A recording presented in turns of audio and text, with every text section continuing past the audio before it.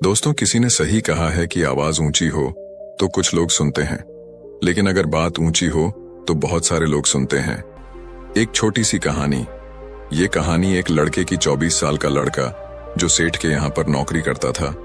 उसके माँ बाप इस दुनिया में नहीं थे। जिंदगी बड़ी परेशानी में चल रही थी। वो जाता था, रोजाना पैसे कमा करके घर आता था, खाना बनाता था, खाता था, सो जाता था। एक दिन उसने देखा कि एक बूढ़ा फकीर अपनी पीठ पर 3 ठेले लेके एक शहर से दूसरे शहर की ओर जा रहा था। वह काफी बूढ़े भी थे और काफी देर से वह यूं ही सफर कर रहे थे और आखिरकार कुछ दूर और सफर करने के बाद वह चलते चलते थक कर एक पेड़ के नीचे बैठ गए। तभी उनकी नजर एक नौजवान युवक पर पड़ी जो उसी रास्ते से जा रहा था और वह भी उसी दिशा में जा रहा था जिस दिशा में उन बूढ़े फकीर को जाना था। तभी वह लड़का उन बूढ़े फकीर के पास से होकर गुजरा। इस पर वह फकीर उस लड़के से कहते हैं, सुनो बेटा, क्या तुम मेरी थोड़ी सी मदद कर सकते हो? ये ठेला बहुत भारी है और मैं बूढ़ा हो चुका हूं। मैं ज्यादा समय तक इनका बोझ नहीं उठा सकता और मैं बहुत थक भी चुका हूं। तो क्यों ना तुम मेरे एक ठेले को ले लो और मुझे उस दूसरे गांव तक पहुंचा दो। इसके बदले में मैं तुम्हें 3 स्वर्ण मुद्राएं दूंगा। वह लड़का उन फकीर की सारी बातें सुनता है और उन फकीर से कहता है, कोई बात नहीं बाबा, मैं आपकी मदद करने के लिए तैयार हूं। कहिए आपको कहां जाना है? ऐसा कहकर उस लड़के ने उन फकीर का एक ठेला उठा लिया और अपने कंधे पर ले लिया। तभी उस जवान लड़के को यह एहसास हुआ कि यह ठेला तो सचमुच बहुत भारी है। वह लड़का और फकीर दोनों रास्ते में आगे की ओर बढ़ चले। कुछ दूर आगे चलने के बाद देखते ही देखते वह गांव खत्म होने लगा और अब एक सुनसान रास्ता आगे की ओर जा रहा था। वे दोनों अपने मार्ग में मस्त होकर आगे की ओर बढ़ रहे थे। जब भीड़ से पूरी तरह से अलग हो गए तो वह लड़का उन फकीर से कहता है, बाबा, इस ठेले में आखिर ऐसा क्या रखा है जो ये ठेला इतनी वजन है? इस पर वह फकीर आदमी उस लड़के को जवाब देते हुए कहते हैं, कुछ नहीं बेटा, बस इसमें तांबे के कुछ सिक्के भरे हुए हैं, इसी कारण ये ठेले में बहुत वजन है। उन फकीर की यह बात सुनकर वह लड़का मन ही मन सोचने लगा, लगता है ये बाबा जरूर कोई व्यापारी है, तभी तो इतने सारे तांबे के सिक्के लेकर चल रहे हैं। और फिर तभी उसके मन में एक ख्याल आया कि मुझे क्या करना है। मुझे तो खाली यह ठेला दूसरे गांव तक पहुंचा है, बस इतना ही।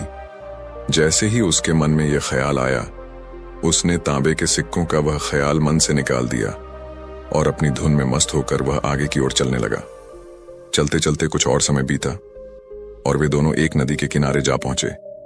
वह लड़का हट्टा कट्टा था और काफी चुस्त और तंदुरुस्त भी था, इसलिए वह बिना सोचे समझे उस नदी में उतर जाता है, किंतु वह फकीर अब भी किनारे पर ही खड़े थे। इस पर वह लड़का उन फकीर से कहता है, क्या हुआ बाबा, चलिए आइए, हमें यह नदी पार करनी होगी, तभी तो हम उस गांव तक पहुंच पाएंगे। इस पर वह फकीर उस लड़के से कहते हैं, मैं जानता हूं बेटा कि हमें यह नदी पार करनी ही होगी, लेकिन जैसा कि तुम जानते हो मैं अब बूढ़ा हो चुका हूं और 2-2 ठेले लेकर मैं यह नदी पार नहीं कर सकता। कहीं मेरा पांव फिसल गया तो क्या होगा? क्या तुम मेरी एक और गठरी ले सकते हो? मैं तुम्हें इसके बदले भी 3 स्वर्ण मुद्राएं दूंगा। इस पर वह लड़का मुस्कुराते हुए उन फकीर से कहता है, बाबा, आप मुझे शर्मिंदा कर रहे हैं। यदि आप मुझे स्वर्ण मुद्राएं ना भी दे तो भी मैं आपका कार्य अवश्य करूंगा। मैं आपको उस दूसरे गांव तक जरूर पहुंचाऊंगा। इस पर वो फकीर मुस्कुराते हुए उस लड़के से कहते हैं, बेटा, तुम तो बड़े ही भले इंसान लगते हो। इतना कहकर उन्होंने वह दूसरी गठरी भी उस लड़के को थमा दी। उस लड़के ने जब वह दूसरी गठरी अपने कंधे पर रखी तो वह गठरी भी उसे बहुत ज्यादा भारी लगी, लेकिन उसने वहां पर कुछ नहीं कहा। जैसे तैसे उन दोनों ने नदी पार की। नदी पार करने के बाद बातों बातों में ही उस लड़के ने उन फकीर से कहा, बाबा, आखिर इस दूसरी गठरी में क्या है? ये गठरी भी बहुत वजन है। इस पर वह फकीर उस लड़के को जवाब देते हुए कहते हैं, बेटा, इसमें चांदी के सिक्के हैं, इसी कारण यह गठरी भी बहुत वजन है। उन फकीर की यह सारी बातें सुनकर अब उस लड़के का दिमाग तेजी से काम करने लगा था। वह यह सोच रहा था कि एक ठेले में तांबे के सिक्के हैं और दूसरी में चांदी के। ऐसा प्रतीत होता है मानो यह फकीर बाबा कहीं दूर से आ रहे हैं और उन्होंने अपनी सारी जमीन जायदाद बेचकर ये सारे सिक्के इकट्ठे किए हैं। तभी तो वह इतना धन लेकर चल रहे हैं। लेकिन वह लड़का उन फकीर से कुछ नहीं कहता और वे दोनों चुपचाप मार्ग में आगे की ओर बढ़ते चले जाते हैं। कुछ दूर आगे बढ़ने के बाद एक बार फिर एक सुनसान राह आती है। उस सुनसान रास्ते को देखते ही उस लड़के के मन में तरह तरह के विचार उत्पन्न होने लगे। वह यह सोचने लगा, अरे यह तो सुनसान जगह है। अगर मैं यह सिक्के लेकर यहां से भाग जाऊं तो यह फकीर मुझे कब तक दौड़ाएंगे।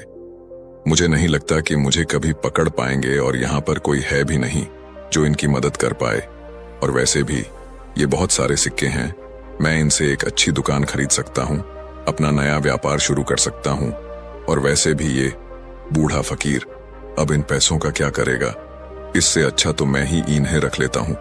वह लड़का यह सब बारे में सोच ही रहा था, तभी अचानक उसे खुद पर आश्चर्य हुआ। अरे मैं यह क्या सोच रहा हूं, ये फकीर बाबा न जाने कहां से आ रहे हैं और क्या खूच करके इन्होंने इतने सारे पैसे इकट्ठा किए होंगे। मुझे इनका फायदा नहीं उठाना चाहिए। नहीं नहीं, मुझे ऐसा नहीं करना चाहिए।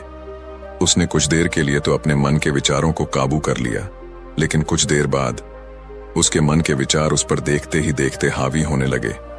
वह लड़का 2 ठेले लेकर उन फकीर के पीछे पीछे चल रहा था और कुछ दूर आगे चलने के बाद एक पहाड़ी आई।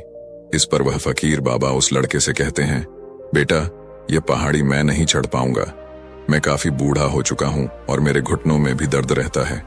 यदि तुम मेरी तीसरी गठरी भी ले लो तो मैं तुम्हें 3 और स्वर्ण मुद्राएं दूंगा, लेकिन याद रखना इसे कहीं गिराना मत, कहीं ये गठरियां खुल ना जाए।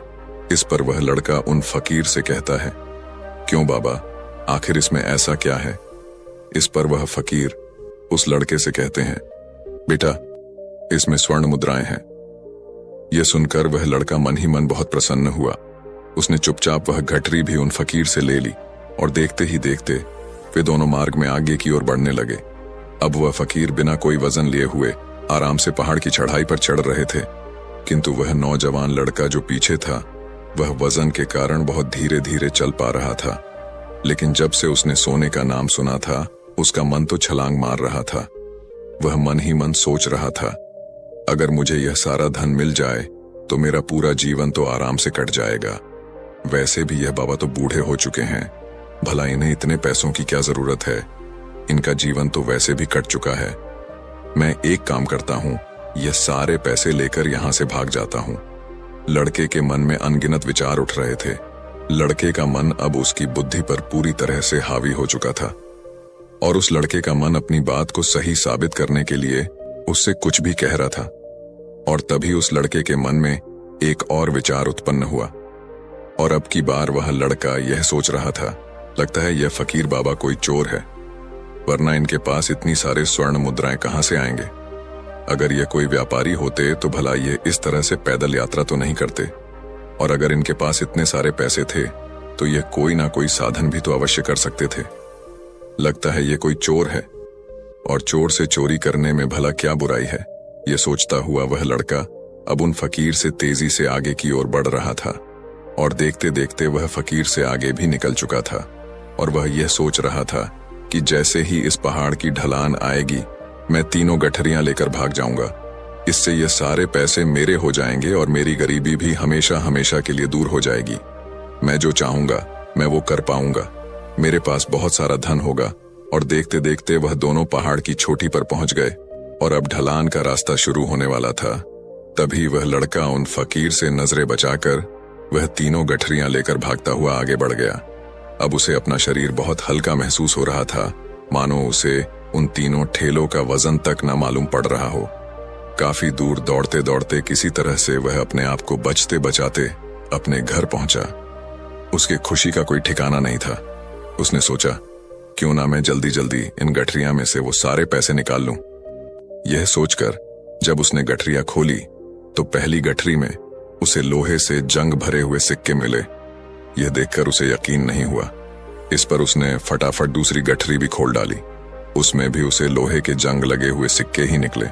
यह सब देखकर वह लड़का बड़ा हैरान था। आखिर यह सब क्या हो रहा है? उन फकीर ने तो मुझसे और ही कुछ कहा था। अब उसने वह सोने वाली गठरी खोली और उसमें भी लोहे के जंग लगे हुए सिक्के ही निकले। यह देखकर वो लड़का बड़ा क्रोधित हुआ। उसने सोचा, उन फकीर ने मुझसे झूठ क्यों कहा? उन्होंने मुझसे ऐसा क्यों कहा कि एक में तांबे के सिक्के हैं, एक में चांदी के और तीसरे में स्वर्ण मुद्राएं हैं? वह यह सब सोच ही रहा था कि तभी उसकी नजर उस थैले में पड़े एक पत्र पर पड़ी। उसने वह पत्र उठाया और उस पत्र में लिखा था, यह पूरा नाटक ईमानदार व्यक्ति की खोज करने के लिए रचा गया है और मैं इस राज्य का राजा हूं। मेरी कोई संतान नहीं और इसीलिए मैंने यह षड्यंत्र रचा है ताकि मैं अपने राज्य में किसी एक ऐसे ईमानदार व्यक्ति की खोज कर सकूं जो मेरे बाद इस राज्य का राजा बन सके और इस राज्य भार को संभाल सके। और इस राज्य का भार वही संभाल सकता है जो पूरी तरह से ईमानदार हो, जिसके मन में किसी प्रकार का कोई लालच ना हो। इतना पढ़ते ही वह लड़का जोर जोर से चिल्लाने लगा। वह सर पकड़कर बैठ गया। वो यह जानता था कि यदि वह अपने मन के विचारों पर काबू कर लेता तो उसका जीवन संवर सकता है, लेकिन वह अपने मन के विचारों पर काबू नहीं कर पाया। दोस्तों, महात्मा बुद्ध कहते हैं कि मन ही सब कुछ है। आप जो सोचते हैं वही बनते हैं। इसलिए आपका सबसे बड़ा दुश्मन भी आपको उतना नुकसान नहीं पहुंचा सकता जितना कि आपके मन के यह अनियंत्रित विचार पहुंचा सकते हैं। महात्मा बुद्ध कहते हैं, अपने भीतर ध्यान से देखो। हमारे भीतर जो विचार चल रहे हैं वही विचार शब्द बनते हैं और शब्द कर्म के रूप में प्रकट होते हैं। बार बार दोहराने पर कर्म बर्ताव में बदलता है और धीरे धीरे समय के साथ बर्ताव चरित्र में परिवर्तित हो जाता है और यही चरित्र हमारे भाग्य का निर्माण भी करता है। इसलिए हमें हमेशा अपने विचारों के प्रति सजग होना बहुत आवश्यक है। हमें जागरूक होना बहुत आवश्यक है। हमें यह जानना जरूरी है कि हमारे मन में किस प्रकार के विचार आ रहे हैं।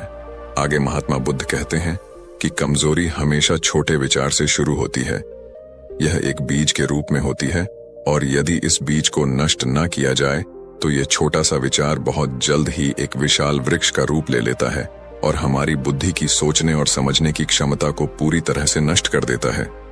जिस प्रकार आपने इस कहानी में देखा किस प्रकार उस जवान लड़के का मन उस पर हावी हो चुका था और उसकी सही और गलत सोचने की क्षमता पूरी तरह से नष्ट हो चुकी थी, जिस कारण वह यह समझ नहीं पाया कि उसे क्या करना चाहिए और उसके लालच ने उसके भीतर इतनी ऊर्जा भर दी कि वह तीनों ठेले उठाकर इतनी तेजी से वहां से भागता आगे भी बढ़ गया।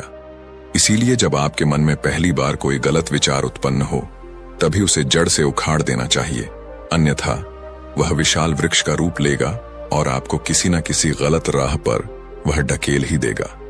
आप चाहकर भी उसे रोक नहीं पाएंगे। लेकिन अब आपके मन में यह प्रश्न उठ रहा होगा कि हम भला अपने मन के विचारों को कैसे नियंत्रित करें। हमारा मन तो इतना चंचल है, वह इतना शक्तिशाली है कि वह हम पर हावी हो ही जाता है। हम चाहकर भी उस पर नियंत्रण नहीं कर पाते। इसका जवाब में महात्मा बुद्ध हमें दो बातें समझाते हैं। पहली बात, सही इरादा विकसित करो। कई बार आपने देखा होगा कि आपके मन में कुछ और होता है किंतु आप कहते कुछ और है, क्योंकि आपके मन के भीतर जो कुछ बसा है वही आपके मुख से बाहर भी निकल रहा है। लेकिन जब हमसे वह गलती हो जाती है तो उसके बाद हमारा मस्तिष्क अच्छी तरह से काम करना शुरू कर देता है। हमारे सोचने और समझने की क्षमता एक बार फिर से जागृत हो जाती है और ऐसी अवस्था में हमें यह एहसास होता है कि हमसे गलती हो गई है और फिर हमारा मन दुखी हो जाता है। हमारा मन अफसोस से भर जाता है और इस भारीपन और दुख से बचने के लिए महात्मा बुद्ध हमें सही इरादा विकसित करने के लिए कहते हैं। इसके लिए जब भी आप कोई कार्य करने जा रहे हो तो सबसे पहले आपको यह खुद से पूछना चाहिए कि जो कुछ भी मैं करने जा रहा हूं इसके पीछे मेरा इरादा क्या है। क्या मैं दूसरों को दुख पहुंचाना चाहता हूं या दूसरों को नीचा दिखाने जा रहा हूं या मुझे खुद को ऊपर उठाना है। खुद से सवाल कीजिए, खुद को जागृत कीजिए। जब आप इरादों के प्रति सचेत होने लगेंगे, जब आप विचारों के प्रति सजग होने लगेंगे, तभी आपके भीतर सकारात्मक ऊर्जा का प्रवाह होगा। तभी आप सकारात्मक इरादों से जुड़ने लगेंगे और आपके मन के भीतर बसी हुई वह नकारात्मक ऊर्जा और नकारात्मक इरादे दिन ब दिन कम होने लगेंगे। परंतु याद रहे, आपको यह हर रोज करना होगा और आपको यह हमेशा ध्यान रखना होगा कि आपको केवल अच्छा सोचना है। आपके इरादे हमेशा अच्छे होने चाहिए, तभी आप दुख और तकलीफों से बच सकते हैं।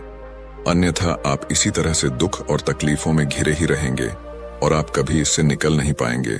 दूसरी बात, मन के प्रति सजगता विकसित करो, जिससे आपका मन देखते देखते शांत होगा और आपके मन के भीतर बसी हुई वह नकारात्मक ऊर्जा, नकारात्मक विचार खत्म होने लगेंगे और आप शांति की ओर आगे बढ़ेंगे। और आपको इसके लिए बस इतना ही करना है कि इस पल में जो कुछ भी हो रहा है, आपकी आंखों के सामने आपके भीतर जो कुछ भी जैसा भी चल रहा है, बस उसे देखते रहना है। अपने मन के अच्छे बुरे विचार, अपनी भावनाएं और अपनी यादों पर बिना प्रतिक्रिया दिए उन्हें केवल देखते रहना है, जिससे आपके मन के सारे विचार देखते ही देखते खत्म होने लगेंगे। आपका मन खाली होने लगेगा और आप नकारात्मक विचारों से न सोच से बच सकते हैं और आप इन दुख और तकलीफों से भी दूर रह सकते हैं। इसीलिए महात्मा बुद्ध कहते हैं, जो स्वयं को देखता है वही सबसे बड़ा तपस्वी है। अर्थात जो अपने मन में चल रहे उन विचारों को बिना प्रतिक्रिया दिए हुए केवल देखता है और उन पर कोई भी प्रतिक्रिया नहीं करता, बस उन्हें देखता और समझता है, वास्तविकता में वही मन पर नियंत्रण भी कर सकता है और वही अपना जीवन सुखी और खुशहाली तौर पर जी सकता है। इसलिए यदि आप भी अपने जीवन को सुखी और खुशहाल बनाना चाहते हैं, तो आपको सबसे पहले अपने मन पर नियंत्रण साधना ही होगा, अपने मन को खाली करना ही होगा, अपने मन के विचारों के प्रति आपको सजग होना ही होगा। दोस्तों, उम्मीद है कि आपने आज की इस वीडियो से जरूर कुछ ना कुछ सीखा होगा। धन्यवाद।